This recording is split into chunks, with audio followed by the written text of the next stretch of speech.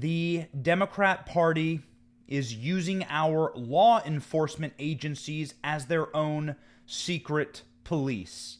That's right, it may seem astonishing and alarming, but a preponderance of evidence is leading to a shocking conclusion that the Gestapo of the Democrat Party is indeed the intelligence agency's Department of Justice and, most presciently, the Capitol Police. Bombshell reports from just minutes ago. The Gestapo of the Democrat Party is indeed the intelligence agency's Department of Justice and, most presciently, the Capitol Police. Bombshell reports from just minutes ago have directly from members of Congress shown that they have found Capitol Police inside of their office in disguise, disguised as construction workers, photographing their private, constitutionally protected materials, and then questioning their staffers. All of this is illegal. All of this is shocking. And all of this is truly terrifying for a party that more accurately represents not the Democratic Party of old. No, your JFK FDR party is dead, and it is buried in a coffin directly under Thomas Jefferson's memorial. No, ladies and gentlemen, the modern-day Democratic Party more accurately represents the all-Union Communist Party, which is the only singular party of the Soviet Union. Very few people know that there was an NKVD. NKVD. What is that? That is the police of the governing party of the Soviet Union.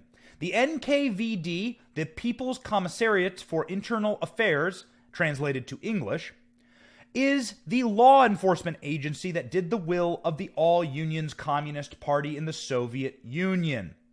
The purpose of the NKVD was to terrorize their political enemies, to ship people off to gulags, and to be the public face of the police force, which acted in similar ways to other police forces, except for it was purely political.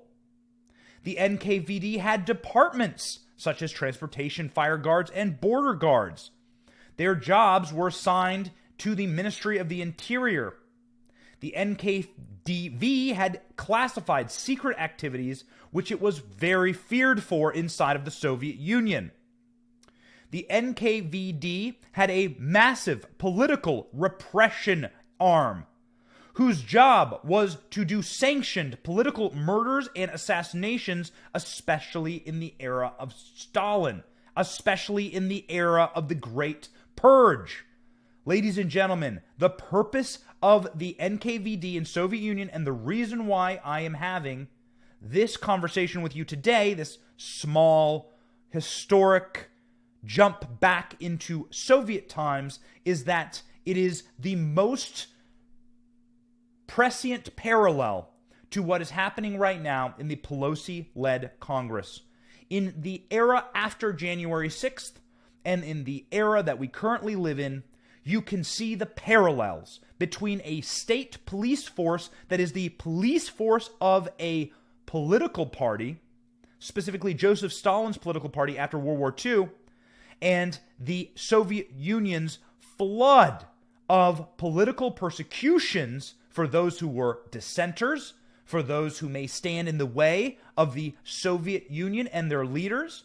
They needed their own political party to have its own police force. And that is what you see now. That is what you see now inside of our own Congress, as detailed currently by a Twitter thread posted just moments ago by a member of Congress named Rep. Nehls. Rep. Nehls. Tony Nehls from Texas. Sorry, forgive me, Troy Nehls from Texas. Here is the congressman here, and here is the thread itself. We are going to go tweet by tweet, and we are going to talk about then the ongoing investigation into the NKVD, or as it could be known, Nancy Pelosi's private, secret police for her own party, who are now, as detailed in a verified Twitter thread from a member of Congress, invading the offices of congressmen during congressional recess, which is the term used for Congress is out of session, so we don't have anyone in the offices. They are sending in police officers in disguise, dressed as construction workers, to photograph the members of Congress's privileged private communication. Ladies, if you are not scared right now, you are not paying attention. Let's read the thread. The Capitol Police Intelligence Division investigated my office illegally, and one of my staffers caught them in the act. This is what the congressman says. Image 14, here we go. On November 20th, 2021, Capitol Police entered my office without my knowledge and photographed confidential legislative products protected by the speech and debate clause enshrined in the Constitution, Article 1, Section 1. 2 days later, on Monday, November 22nd, 2021, Thanksgiving week, 3 intelligence officers attempted to enter my office while the House was in recess. What that means is that the House wasn't doing any debate, wasn't having any legislation brought to the floor, and therefore people could go home to their districts. Upon discovering a member of my staff, special agents in disguise, dressed like construction workers, began to interrogate, question him as to the contents of a photograph that they had illegally taken. So let's stop right here. Ladies and gentlemen, you have the Capitol Police dressing up as something they are not, playing dress up, clandestine incognito dress up as construction workers to evade detection from members of Congress as they rifle through the members of Congress' constitutionally protected private correspondence and bill drafting in order to gather information on a member of Congress sent there by the people, his district in Texas, sent there by the people. They sent Troy Nehls to Congress to represent them. Here is a Gestapo-like NKVD Soviet police operation to break into this congressman's office, to usurp the will of the people, to rip through his private documents, and then to return to interrogate his staff without his consent, permission. If your blood is not boiling, you are not a patriot. The Capitol Police never informed myself or my senior staff of their investigation, and the reason is clear. The thread continues from the congressman. They had no authority to photograph my office, let alone investigate myself or members of my staff. So why is the Capitol Police leadership maliciously investigating me in an attempt to destroy my character? The way it works, ladies and gentlemen, is pretty simple. If you have a warrant, if you wish to invade someone's privacy, you can, taking a step back, there is a amendment to the Constitution, the protections of searches and seizures. The reason that amendment exists, quite a few history lessons in this podcast this morning, but here we go. The reason that amendment exists is because of secret police, not the Soviet secret police, but the British secret police. The British had uniformed officers invade people's homes during the Revolutionary War and leading up to it. Those soldiers, called quartering, would enter your home as a colonist. They would steal your food, they would sleep in your bed, and you had no recourse. You, as a lowly colonist, did not have rights. Those soldiers were emissaries of the crown of which you lived under. Your property was their property. And so those soldiers of the British crown, called redcoats in a vernacular of the time, could kick in your door, could take your pig and your bread, could displace your children from their beds or your wife from your bed, and they could stay as long as they pleased. The Quartering Act is what this was called, and this is why we have an amendment to our Constitution stating, the Third Amendment, that we shall not quarter soldiers, and that there shall be no unreasonable searches and seizures in this country. The government doesn't have a right to kick in your door and take from you what they want. Now, a member of Congress's office is sacrosanct. You should not be able to do either that to a member of Congress, because that member of Congress represents you and me, the people. We send them to Congress. This is a representative democracy. If anything should be protected in this country, it should be our representatives, protected here by Article 1, Section 6 of the Constitution. Our representatives should be allowed to go about their legislative procedures without having agents of the government kick in their doors and steal and gather intelligence on them and harass their staff. Incredible. I continue. Nehls says that the reason that his office was entered by the Capitol Police in disguise was because he has been critical of the January 6th committee and the police procedures surrounding it. The report claimed that the officers entered Nehls' office and found a whiteboard that contained suspicious writings and mentioning body armor. Oh, okay. Let's see. Show me the section in the Constitution where a member of Congress isn't allowed to have free speech and open conversation. Where is this illegal? I would like to know. Please point me to your law or your statute. The officer reportedly took photos of the whiteboard and then passed it around for analysis. The following Monday, USCP, United States Capitol Police, dispatched plainclothes intelligence officers. Incredible. They were not in uniform.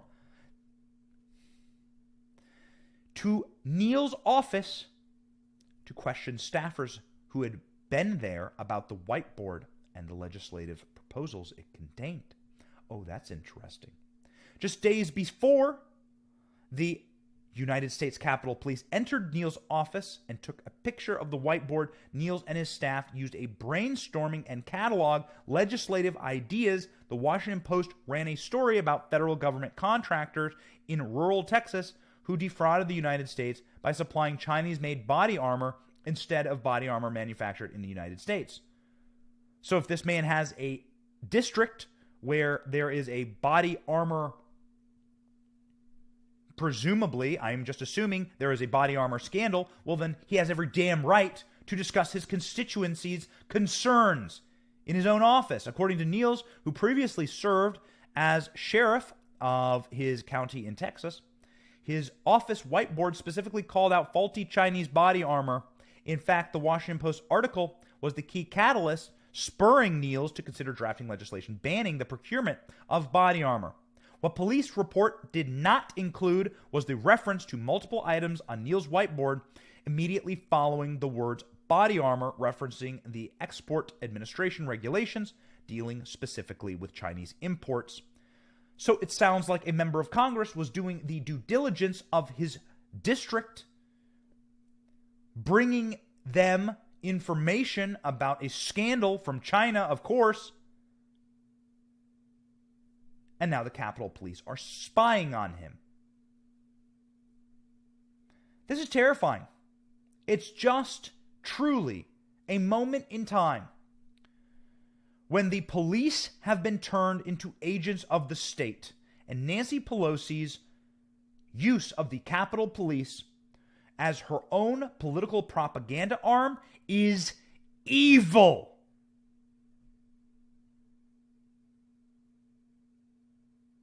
It is un-American. It is illegal. And why are the Capitol Police wandering through members of Congress's offices and taking photos of their internal correspondence? Why are these Capitol Police plain clothed? Why were they dressed like construction workers? In order to deceive. In order to gather intelligence on Nancy Pelosi's political enemies. That's why. The Inspector General for the U.S. Capitol Police, according to the Federalist, has opened a formal investigation into whether the law enforcement agency tasked with securing the Capitol has been inappropriately surveilling members of Congress and their staff, visitors to their offices, the Federalist has learned. The opening of the investigation follows news reports and accusations from lawmakers that the United States Capitol Police has overstepped its bounds. United States Capitol Police Chief Thomas Manger confirmed the opening of the Inspector General's investigation in response to congressional inquiries about the Capitol Police and their tactics, reported in a January 22nd article published by Politico, including some surveilling and compiling intelligence dossiers on members of Congress and their staff. While I am confident in our methods, I am asking the United States Capitol Police Office of the Inspector General to review our programs related to security assessments to secure the committee, the Congress as a whole, and the public that these processes are legal, necessary, and appropriate, said the head of the Capitol Police to Republican lawmakers. They are not legal, necessary, and appropriate. You are spying on your own countrymen, and this is the larger tale.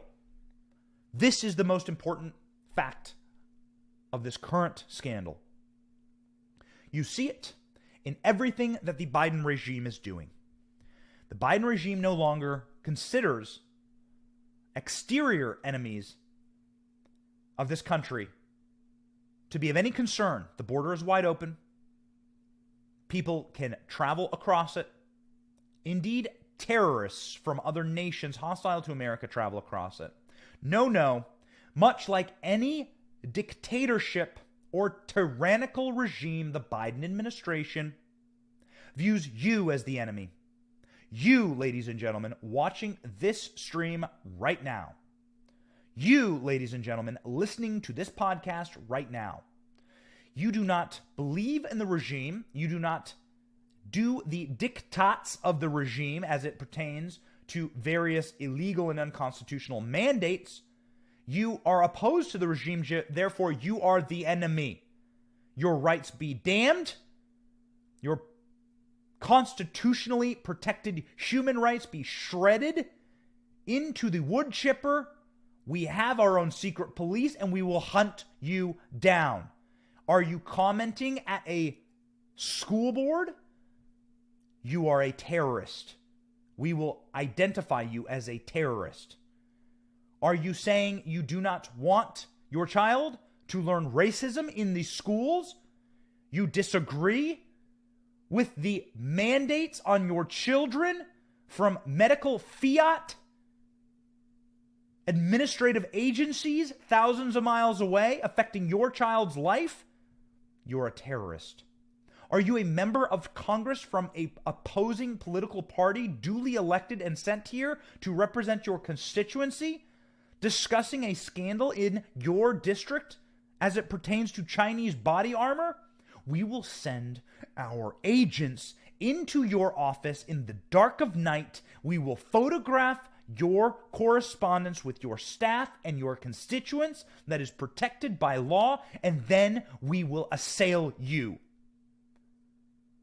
We will send officers in disguise to try and catch you and interrogate you and intimidate you.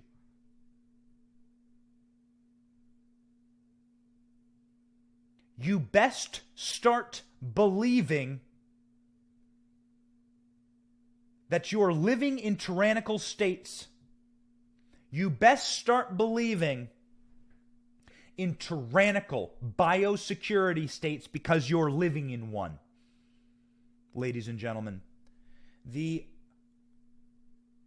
shocking parallels between what is happening right now in the Joe Biden and Nancy Pelosi-led government with the NKVD and the secret Soviet police who butchered and terrorized and murdered and killed and shipped off to gulags those who Stalin considered enemies of the state, meaning enemies of him and his own power, political enemies, people in his own party, and people who are indeed opposing him inside of the Soviet Union. They were butchered. The state has a monopoly on violence, and they will use it. And it is a sickening thing to see inside of our own country. We are disgusted that the organs of the state and the law enforcement and the Justice Department have been turned upon our own citizens with the indifference to the actual terrorists who may be wandering across our border at this very moment. It is a disgusting and horrifying parallel to some of the most evil regimes that have ever existed in human existence.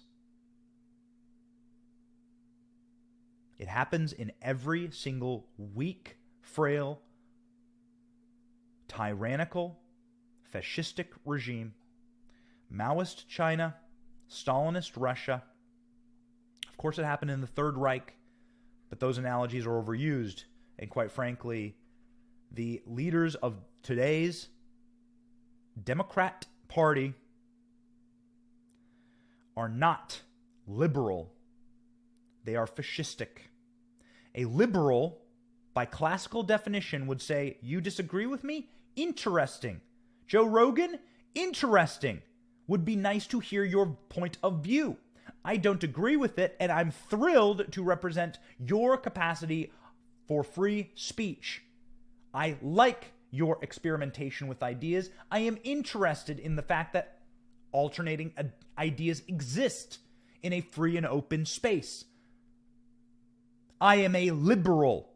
That's because I want to hear new and unique ideas. I have the capacity to hold two thoughts in my brain at the same time. That is a liberal. The modern day Democratic Party are not liberals. They are fascists. They fuse the power of the state, the monopoly on violence, with the power of corporations, and then they oppress. That is the modern day Democratic Party. And ladies and gentlemen, it is a terrifying moment. We have before us a single goal, which is to rip power from these people while we still can. Let us go about that goal.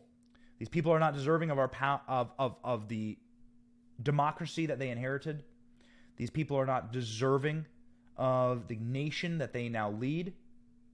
It is a despicable thing to watch them act in such a way that they are shredding our human rights, our constitutional rights. These people are a godless lot. And much like private property was banned in Stalin's Soviet Union, yet Stalin had palatial mansions across the land. Stalin kept his private vehicles, his limousines, and his mansions. Stalin's urchins and bootlickers got private mansions all across the Soviet Union and took from the bounty of that land everything that they wished and then strip-mined it for everyone else, ripped it to sunder. Ladies and gentlemen, the parallels continue for the modern Democrat Party.